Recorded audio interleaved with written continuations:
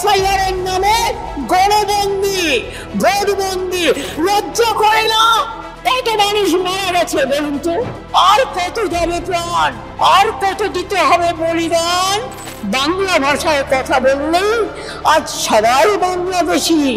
বন্ধু, বাংলাদেশ থেকে এসে স্বাধীনতার সময় থেকে যারা ইন্ডিয়ান সিটিজেন, তাদের তুমি কি করে বাংলাদেশি তকমা দাও? বাংলায় আমার ৩৯ জন মারা গেছে এসআইআর এর জন্য। যে মানুষটা নাগরিক, তাকে আবার প্রমাণ দিতে হচ্ছে আমি নাগরিক।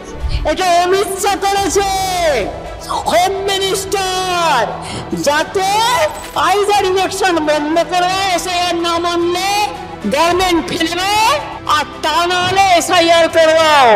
তুমি যতই চালাকি করে জেনে রেখে নাও, চালাকির দ্বারা কোনো মহৎ কার্য সম্পন্ন হয় না।